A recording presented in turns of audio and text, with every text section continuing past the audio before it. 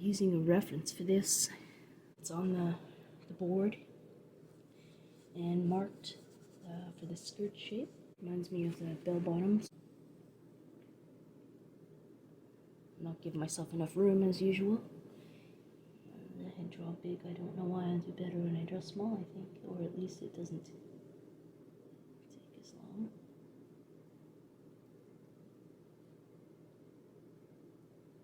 So it comes down to it's like a triangle. And you need this space that this will provide, because if you're doing karate, not that I'll be doing any karate, but you need to be able to move. So this is the skirt.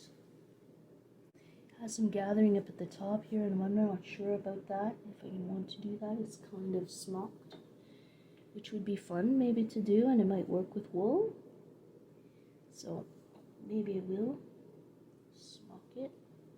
And actually, you know, it's reminiscent of the ruffle shirts that Elvis wore, actually. So actually it would be a good detail to have in. So maybe I will go with it. So a little bit out here, and it comes here.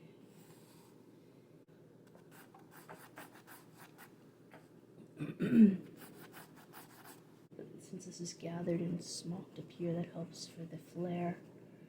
Yeah, I think I will use this detail as well. So it's this skirt, except for there was a hobble part here, but I don't think we're gonna go with that because you wouldn't be able to do what you need to do.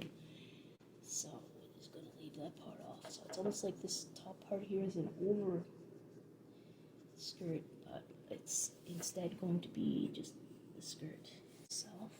It seems to be a seam down the front.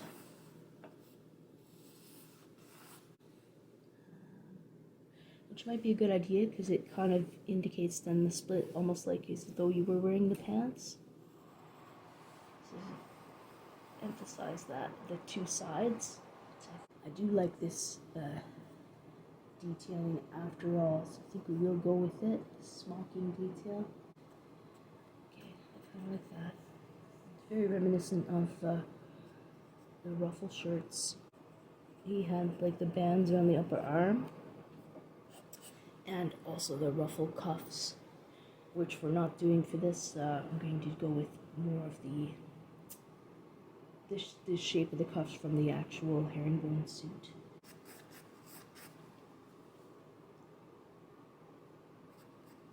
These are just rough sketch because I do want to do a fine one, but I want to get the details down. And usually that goes in fairly quickly.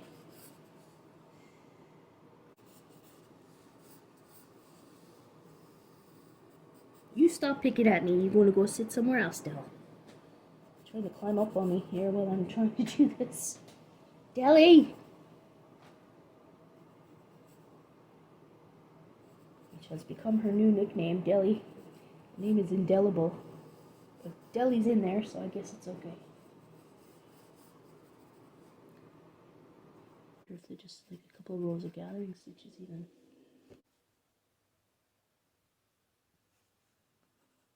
Maybe a couple inches.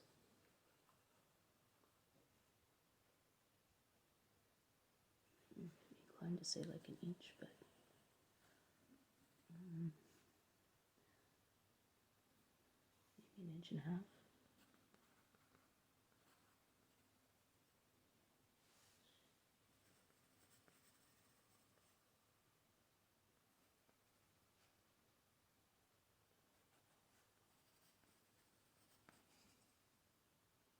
And gathers are smocking. It looks like gathers. But anyway, we'll see. We can question smocking. In his shirts, it was probably gathers too, because it was just it looked very much like this, and it just I'll have to take a closer look and put some up on the Pinterest boards. I'm not sure if I have very many references to those.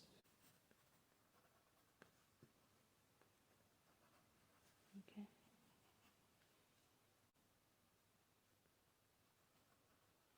Well, like that. They're fairly close. Fairly close. 1 inch even? Question mark. Okay.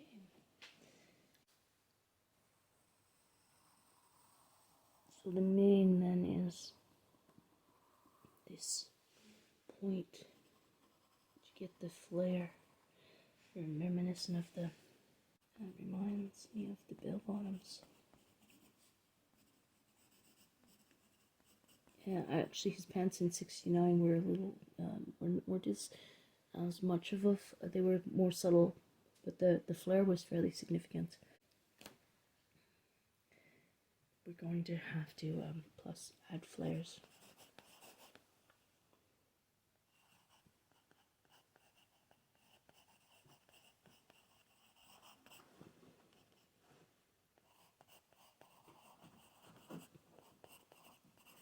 And I found a skirt that has a flare inside. It's not a kick pleat, but this skirt will have it because we'll have like the pleats. What has the room in it.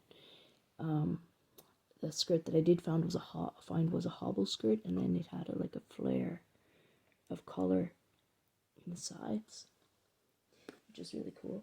To remind me of Elvis's kick pleats in his pants. So anyway, so this sketch is mainly for the shape of the skirt. Okay, so I found a really cool 1912 hobble dress, which I would be interested maybe in remaking at a later time. It's really cool. But for this project, I'm just going to use this detail. Now, yeah,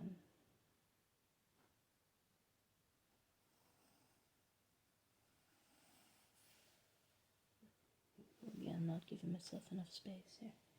Okay.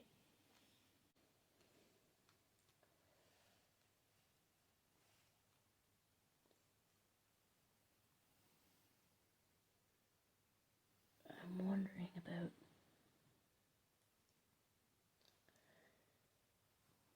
See, okay, so the other skirt had a seam in the center front, but this, of course, because of this, has a seam in the side. Comes up this skirt all the way. Now, my wonder is, let's see here.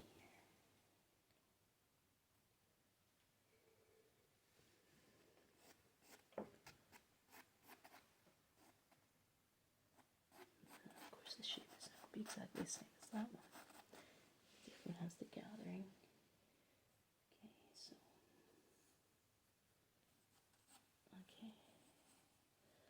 So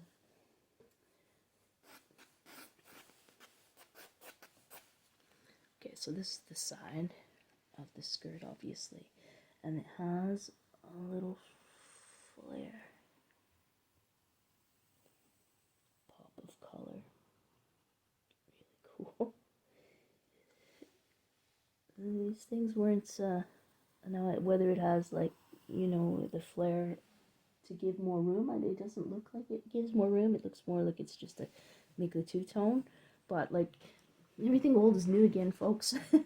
In 1970s, there was a lot of Edwardian revival going on. Now I know 1912 is a little past, but I mean, these styles are influenced from previous, and if you start studying historical dress, you really see how much just everything is just related.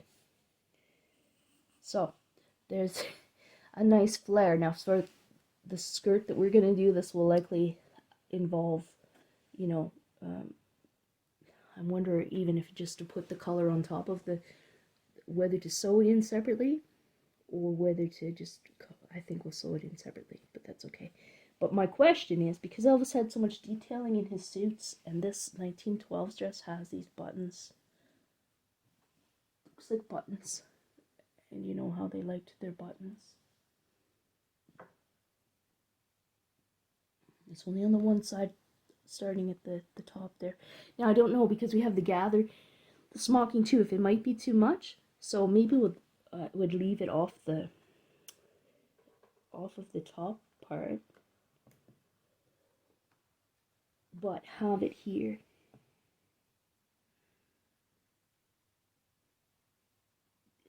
Because Elvis had lots of, well, he didn't have a lot of detailing on the herringbone suit, but like that's not my only inspiration for this project. It's just the one that I prefer, one of his suits that I like a lot. And it was interesting because it was kind of a transitional garment. And I like some of his other jumpsuits as well, so it's not that I don't like them. But I do like the simplicity of the herringbone suit, and it did have the herringbone detail. But I think I will do buttons on the side of the cape pleat, even though his herringbone suits, I don't think they didn't have that kind of detail next to the pleat, but we're incorporating a few things here, so I think I might go ahead and put the buttons on.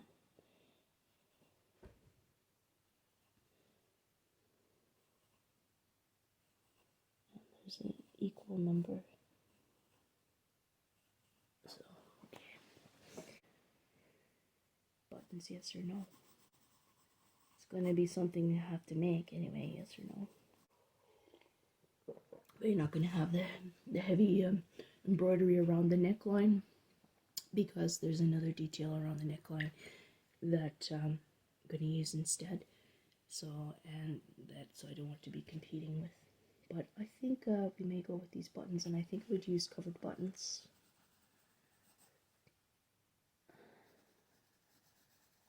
Or like my own, make them from the fabric, or I would probably prefer the flatter buttons. That seems to be more like these are. I also have wooden buttons,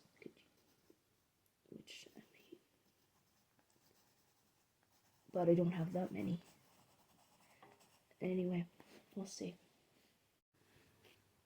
Okay, now question. Elvis, with his suits and in this dress that I'm seeing is a black 1912 dress, and the detailing, these details, features on it are red.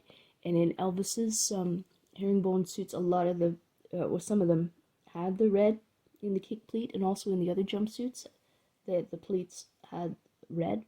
But my fabric is going to be brown, dark brown, so I think I'm going to go with a different color. And I was almost wondering about maybe a tealy sort of color. I'm wondering about a peach too. I love peach color, but that's me more than Elvis. But I'm going for earthiness in this. Maybe a golden. Golden maybe. Okay, so the color.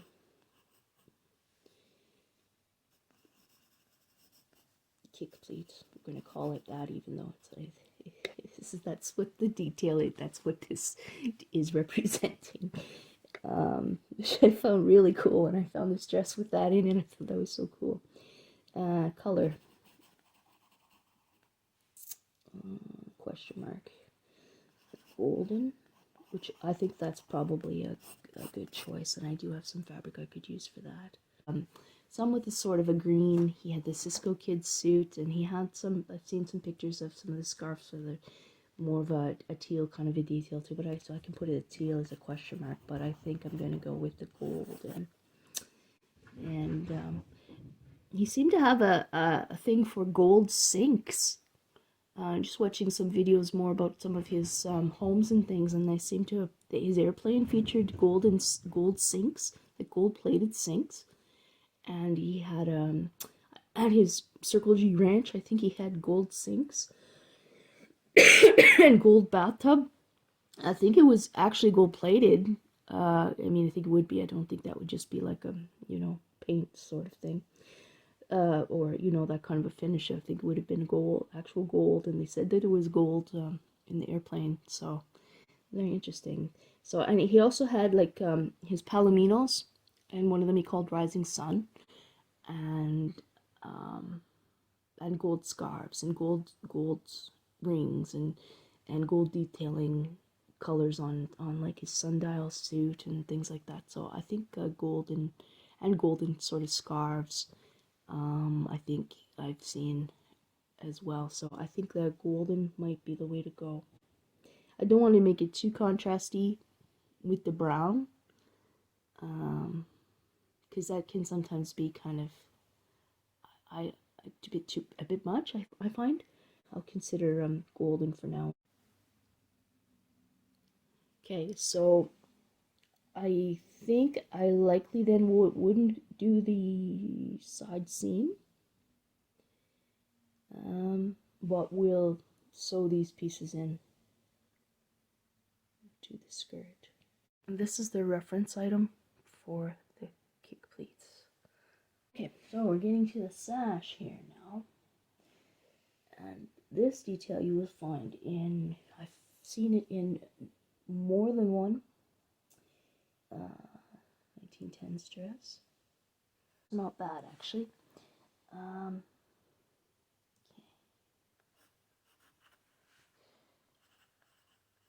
Sash, flower, detail, button center.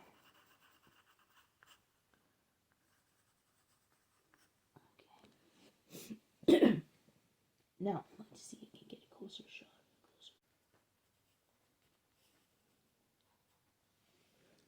The edges are pinked, which makes sense.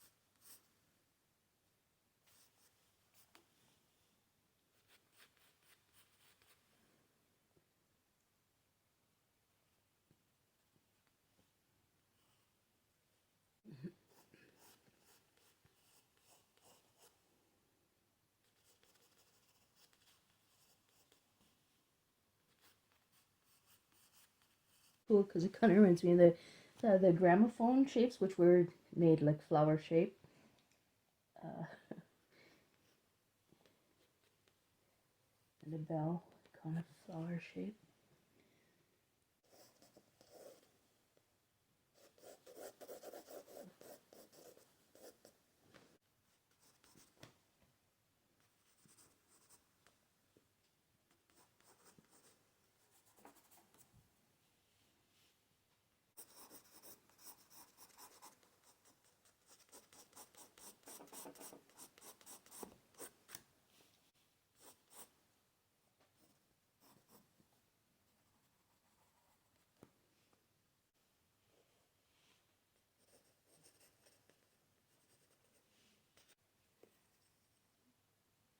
This is so cool.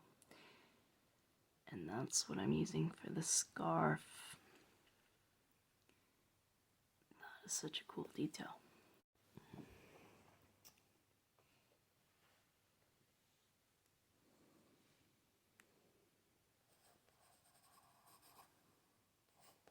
Scarf feature is what I'm calling it. It's perfect. This is like almost like a buttonhole. Pretty well. Essentially is a buttonhole. Okay, so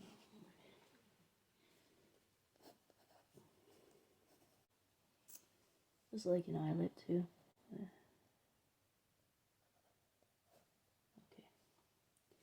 So we have this here. And we have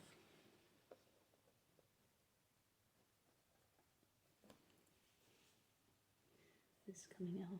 This is so cool. Now, for this dress, it attaches the back. It's like the collar, and it attaches to the dress. But for this project, I may have various colors of these scarf / ribbons, and so I'm not going to attach it. I'm going to let it go around the neck like that, but going to not sew it down so that it can be changed. You can hand out ribbons or whatever. It's like they said back in the day that the girls, like, their hair ribbons or whatever were collectible. So yeah, it can be a feature like that, so that this can be like, these can be given away or changed, different color. So that's such a cool feature, detail, and really apropos for the Elvis scarves. Okay. And the other side here. There's a V-neck. I'm not going to worry about that too much yet. I'll just put it in so that we know where we are. As for this, I don't know if we're going to have an under. It might. Whether there'll be like an under.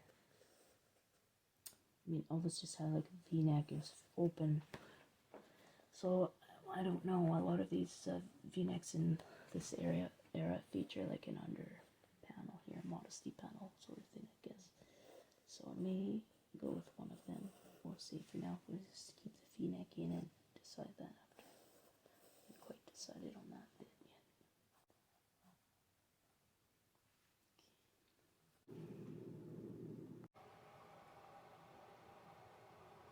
Here's a big question. Socks. Need more research. Now, in terms of the socks, I would just wear stockings, which I have, or over-the-knee socks. But I don't know whether Elvis wore socks. So, I mean, I assume he did. But I'm going to get some photos for reference. And I will go with the over-the-knee socks, as I say, because the short socks didn't come into popularity, well, for women at least, until later than the 1910s.